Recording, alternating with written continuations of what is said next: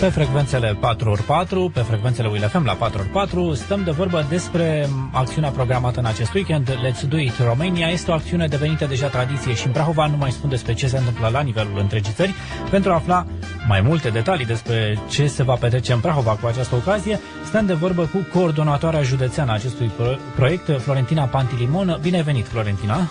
Bine v-am găsit și mulțumesc pentru invitație. Și noi îți mulțumim că ți-ai făcut timp acum pe ultima 100 de metri să vii alături de noi și să ne povestești ce se întâmplă la final de săptămână cu Let's Do It Romania, care sunt voluntarii care se implică în această acțiune, dacă se mai pot alătura și alții pe ultima 100 de metri și ei sau pe ultimii 50 de metri. În ce măsură ați colaborat cu autoritățile? Cum vă ajută ele ca să faceți curat în România și de ce până la urmă ar trebui să facem curat? Am înțeles foarte multe întrebări. O să încerc pe cât posibil să-ți răspund la întrebările pe care mi le-ai adresat. Bun. Suntem chiar la 10 metri de distanță de organizarea acestui proiect și mă bucur că până la urmă este o ultimă strigare a voluntarilor pe care încă îi chemăm la nivel de județ. Din păcate, județul nostru, clar, este unul dintre cele mai frumoase județe din țară, dar este foarte prost la capitolul cantități masive de deșeuri. Și aici cine ar fi de vină? Ca să stabilim și asta. V-ați gândit? Ați avut o situație? Adică sunt agenți care poluează, nu știu, sunt prea mulți turiști care nu respectă... Păi, turiști la capitolul zone de agrement, adică pe lângă că se simt bine și se bucură de peisajele superbe din județul Prahova, bun, dar din păcate nu fac curat. Asta e o chestie, nu numai la noi în județ, este o chestie super întâlnită la nivel de România. Având însă mai mulți turiști decât alte județe, evident că și gunoaiele pe care le lasă în urmă unii dintre ei, ca să nu generalizăm, sunt mai numeroase decât în am alte văzut zone și eu mă duc și mie îmi place să petrec timpul în natură și am văzut cetățeni responsabili, efectiv își au săculețul pe care ei au cu tot felul de deșeuri și le iau odată când pleacă. Asta fiind exemplul pozitiv. Am văzut cazuri în care am văzut cantități enorme de sticle de tot felul, peturi de tot felul, mici dealuri și nu exagerez cu nimic. Pentru că înainte să încep organizarea adică munții de gunoaie chiar există, da? În anumite situații. Maxim. Deci la capitolul ăsta, din păcate, suntem foarte negativ, să zicem așa. Pentru că să organizezi la nivel de județ acest tip de proiecte, să cartezi. Cartarea înseamnă efectiv să te duci să identifici zonele cu problemă. Cam asta este un preorganizare a acestui proiect. La nivel de municipiu... Așadar, Let's Do It Romania nu se întâmplă doar în ziua respectivă, da? Nu. E precedat de o mulțime de acțiuni care fac... Se organizează cu câteva luni. Începe organizarea acestui proiect la nivel de județ, pentru că eu mă ocup din 2012. Sunt cetățean, nu am o asociație și chiar la conferința de presă am specificat că mi se pare destul de ciudat, pentru că o asociație, un ONG, este o fundație, nu și-a angajamentul să organizeze un asemenea proiect cu o asemenea amploare și fac eu. Și pot să spun că da, sunt voluntară 100% pentru că nu am niciun ONG. Am înțeles, dar ce te-a determinat pe tine să te implici așa, 100%?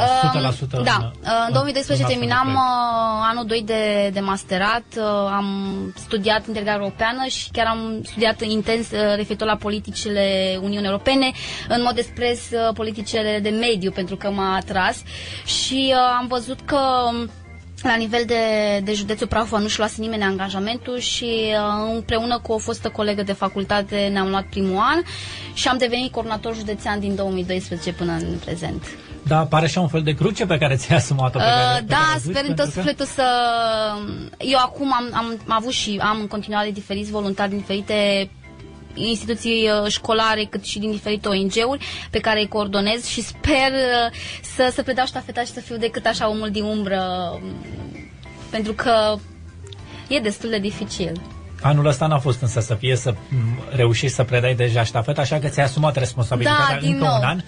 De când se întâmplă acțiuni de genul acesta, nu numai în Prahova, la nivelul din 2010 s-a preluat acest concept și s-a dus și în România. Din 2011 se organizează și în Prahova. Eu am preluat în 2012.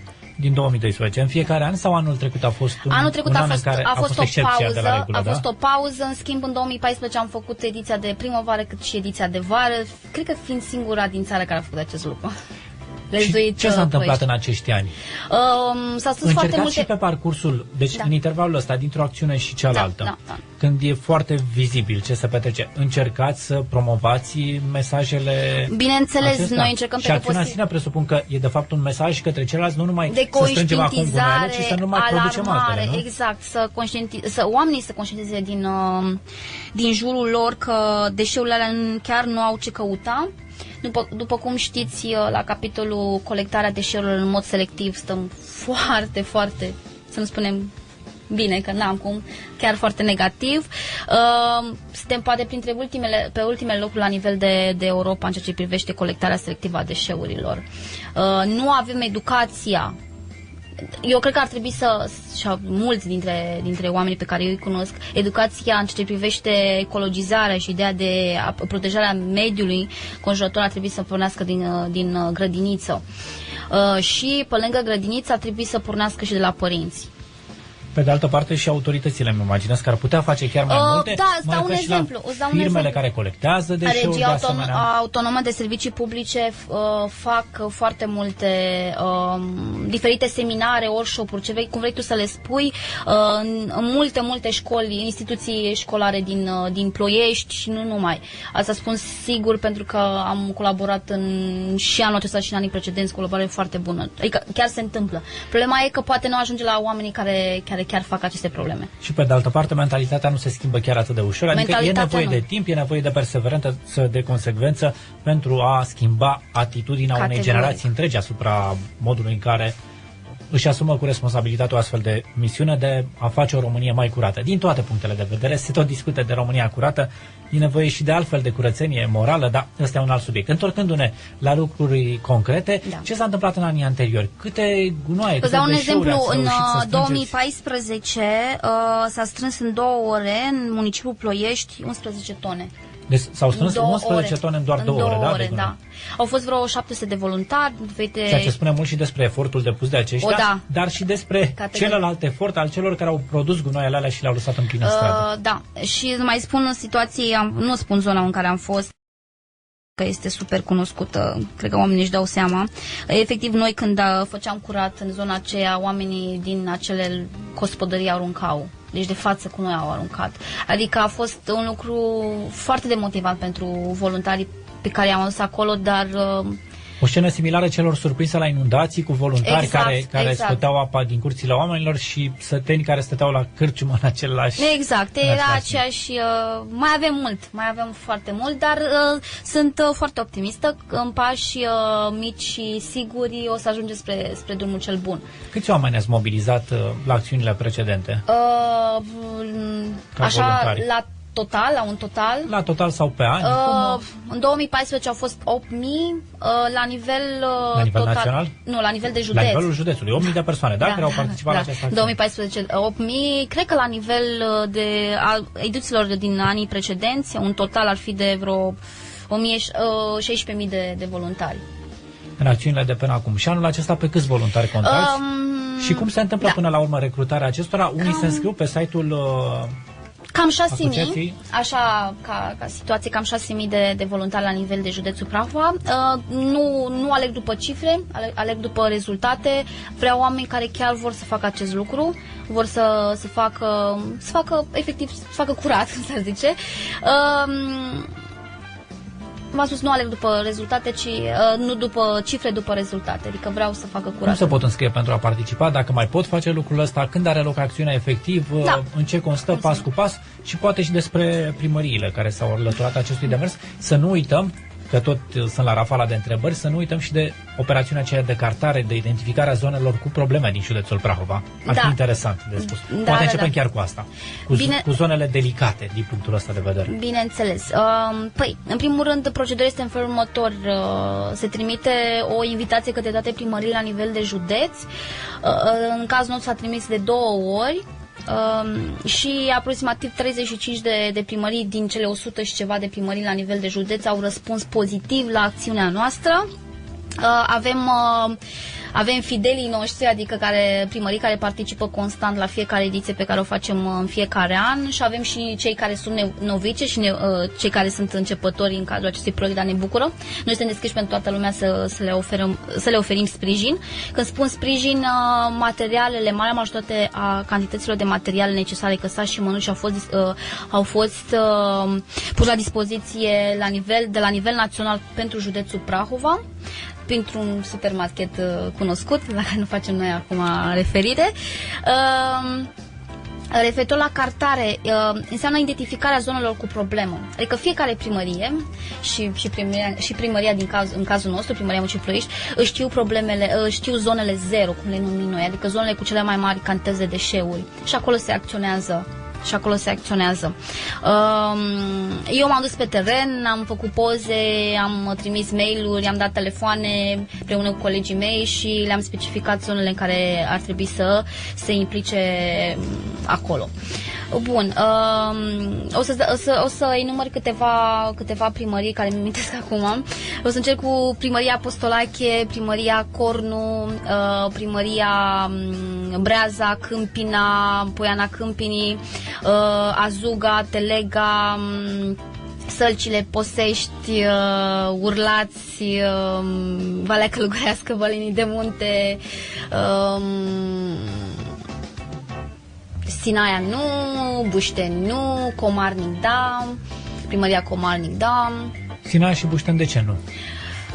Pentru că, din fericire, Primăria Sinaia au un foarte bun concept, se numește și orașul reciclării și mi-e drag foarte tare acel oraș. Și a fost și de după Sinaia Forever, să zicem așa, și cred că a fost un pic prematur pentru a se integra, dar ei stau bine la capitolul ăsta, adică chiar își fac treaba. City managerul pe partea de mediu își face o treaba foarte bine. Vezi diferența între Facebook, cum au vorbit ei, dacă ți-ați aminte poza aceea de pe Facebook, cum a vorbit soțul primarului general de la București și cum a vorbit city managerul de la Primăria Sinaia, unui grup de la școală de acolo. Da, e interesant. Sunt niște comparații care trebuie făcute din când în când. Adică, da, acum a venit sigur însă că eu fac acum în minte și comparația între Sinaia și Bușteni și îmi dau seama că lucrurile nu sunt chiar la fel. Da, așa este. Nu. Deci Primăria Bușeni a participat în anii precedenți, chiar în 2014, mi-aduc aminte, sigur că am dus eu materialele, adică saci și mănuși oamenilor de acolo, pentru că era o școala, îmi scapă acum în acest moment, ce scuze, cu persoane cu dizabilități. Deci da, persoane cu dizabilități au ieșit să facă curat. E un grup de profesori foarte, foarte integrați, tot ce înseamnă activități extrașcolare și mobilizează copiii în felul lor și au participat. În 2014 mi-am cam de sigur că au participat. Acum n-au binevoie, dar nu-i problemă, că așteptăm în 2017. Până atunci însă mai așteptați voluntari, nu-i așa? Mai așteptăm. Uite, la nivel de Ploiești, municipiul Ploiești, la sala Olimpia, acolo avem punctul de plecare, să zicem așa. Când și la ce ora? Exact. La ora 9, mâine dimineață, Mâine dimineață la 9, da, deci mai sunt câteva ceasuri când sunt. Da, mai sunt câteva ore. Sunt așteptați. Saci și mănuși să primească din partea noastră. Important, esențial este să aibă o vestimentație adecvată acestei acțiuni. Deci nu mergem la plimbare, mergem să facem curat și nu mergem să facem poze, selfie mai ales. Înseamnă încălțări adecvate și haine destul de grosuțe. Am înțeles că vremea o să fie ok. Mulțumim celui de sus că ne ajută cu acest aspect. Că dacă aveam ploaie nu era tocmai ok. Se pot prezenta direct acolo, da? Da, fără să se mai scrie pe site, fără să completeze un formular. Da. Important e prezența, echipamentul e la fel de important și mai ales energia, dorința de a face ceva bun. Da? Exact. Și de a transmite un mesaj, pentru că spuneam de la bun începutul intervenției noastre, interviului, că e vorba nu atât de a face, deci e foarte important și ceea ce se va întâmpla efectiv, cât de a transmite un mesaj celorlalți că oricând se pot alătura și acestui demers și că până la urmă nu trebuie să facem curat doar mâine și nu doar la ediția de anul viitor, ci în fiecare zi. Și să încercăm înainte de orice altceva să nu facem murdari. Exact, înainte de a face curat. Mai ales. Ce vreau să mai punctez, am enumerat câteva primării din cele 35 care participă în cadrul acestei campanii. Punctele de înregistrare a voluntarilor, marea majoritate a situațiilor, sunt două situații, de fapt. În fața primăriei participante sau în fața... Mai ales în cazul localităților mici, îmi imaginez, la sate, exact, în comune, în fața primăriilor și sau în fața școlilor participante. Că asta sunt puncte de reper din localități. Așadar, dacă participă o școală, mai mult ca sigur, cu elevii săi și cu profesorii, mai mult ca sigur acolo va fi punctul de întâlnire și cei care vor să alăture trebuie să se prezinte în fața școlii. Dacă e o localitate unde inițiativa, să-i spunem, sau partenerul este primăria, în fața primăriei, de unde se dă startul în această acțiune de a face curat în România. Câți, ne-ai spus despre aproximativ 6.000 de persoane, s-ar putea să fie chiar mai multe, 6.000 sunt cei care au confirmat, nu-i așa? Da, și grație parteneriatelor și am eliberat materiile necesare pentru acești oameni, deci mi-au confirmat și au primit și materiile necesare pentru pentru acțiune în sine. Da, ziua de 24 septembrie, o să spun cum o să fie ziua mea, ca să dai seama. O să mă întâlnesc cu oamenii care participă la nivel de Ploiești, o să repartizez pe cele 6 zone pe care le-am aflat cu cei de la RASP și cu care am colaborat pe partea asta. O să avem parte de transport gratuit din partea transportului nostru, TCE. Așa e, Transport Călător Express, societatea care asigură transportul public în oraș. Exact. Și o să... pentru a-i duce pe oameni în sectoarele care le sunt repartizate. Ai duce și ai reîntoarce. Da, mulțumim și pe această cale pentru că ne susțin la fiecare ediție, au fost alături de noi. Bun. Și eu plec în județ. O să mă duc în zonele care am câteva semne de întrebare și mă duc să le verific. Nu fac pe polițistul. Nu fac pe polițistul, dar întotdeauna îmi place să verific și fizic. Lucrurile se întâmplă așa și pentru a interacționa cu mai mult cu oamenii care am vorbit de atâtea ori pe mail sau la telefon. Adică vreau să le, într-un fel sau altul, să dau mâna cu ei și să le mulțumesc că fac parte. Că fără ei, oricât de tare aș vrea eu, n-aș putea să fac. Cei care participă la acțiune, dincolo de faptul că oricum o fac pentru că ei cred în lucrul ăsta, primesc vreo diplomă de participare, vreun mail de mulțumire? Eu acum o să fiu cu un pic rea și sunt o persoană care sunt foarte sinceră și spun ceea ce gândesc. Tot am de pierdut, dar sper să nu așa tare. Bun. Dacă se teamă foarte tare de teamă de ceea ce ai să spui, închid microfonul și tu poți să spui mie. Am înțeles. Nu e așa de grav. Nu e așa de grav. Bun. Din păcate am primit în orele astea sau și ieri și astăzi și sigur o să primesc și mâine întrebări și de telefonii pe mail sau față în față când primim diplomele. Și am zis, hai să facem acțiunea și după primiți diplomele. Sunt două tipuri de voluntari. Unu, care nu sunt preferații mei, dar asta este, aleargă după acea diplomă, nu după experiență și nu după a face bine, de a lăsa loc efectiv să lași ceva în urma exact, ta, să lași ceva în urmă. În cazul acesta să nu lași ceva în urma ta. În cazul nostru este viceversa, așa este. Și preferații mei, voluntarii mei care vin acolo în toată inima că vor să facă ceva și acea diplomă, acea adeverință, acea recomandare, pentru că vorbesc de recomandare și pentru echipa mea județeană, vin pentru a face ceva. Și după asta este așa, o cireașă de pe tort, e chestia...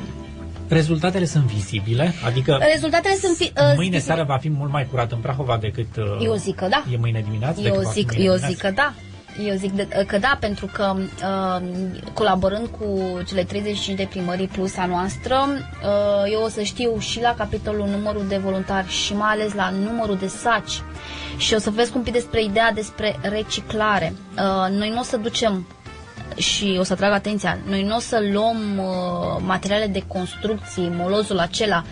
Apropo, oamenii care și-au făcut amenajări și și-au dus în diferite din afara localității și și-au lăsat acolo molozul foarte urât din partea dumneavoastră, domnilor voastre, nu o să ducem alea spre rampele de colectare a deșeurilor, o să ducem lucrurile pe care le putem salva, să zicem, adică plastic, peturi, hârtie, dar este cu semnul întrebării pentru că o hârtie, un carton ieșit deja într-un mediu propice de bacterii și așa mai departe este foarte greu de reciclat, sticlă, fier, lucrurile care se pot recicla. Și cum ai spus și tu, o să fie pe partea de a atrage atenția și ideea de a transmite un mesaj clar. Și cât ține minunea asta? După ce se face curat în județ, după ce se face curat în România, cam cât durează? Vreo 3 zile până se Până când în peisaj apar din nou munții de gunoaie? În anumite situații, cred că și a doua zi. Din păcate. Dar întotdeauna mi-au spus unii oameni care o să fie un pic mai rătăcioși: de ce faci chestia asta? Că oricum nu o să se vadă. Nu-mi plac lucrurile doar de a le vorbi. În acest motiv îmi plac proiectele pe care le organizez împreună cu voluntarii mei, să văd ceva în urmă. Întotdeauna mi-a plăcut să trag linie și să nu zic că am făcut un workshop, am făcut o conferință de presă și n-am aplicat nimic. Apropo, oamenii care decât te duc și să vorbească și nu fac nimic. Nu, hai să facem și lucruri practice. Sau care dau like pe Facebook și nu participă. Și cu like-ul dacă particip și așa. E o poveste întreagă. E o poveste întreagă. Și probabil că am avea nevoie de mult mai mult timp la dispoziție. Avem nevoie de oameni. Să spun că tinerii participă. Cred că problema e la adulți. Din fericire, tinerii de astăzi sunt adulții de mâine. Și să sperăm că își vor păstra bunul obicei de a participa. Sperăm din tot sufletul. Totul să nu se schimbe pe parcurs. Să nu intervină alte priorități, cum li se întâmplă adulților, care întotdeauna vor găsi altceva de făcut. Am colaborat cu diferite țări în care am stat sau am vizitat și am întâlnit foarte mulți adulți de vârsta a treia care se implică în voluntariat.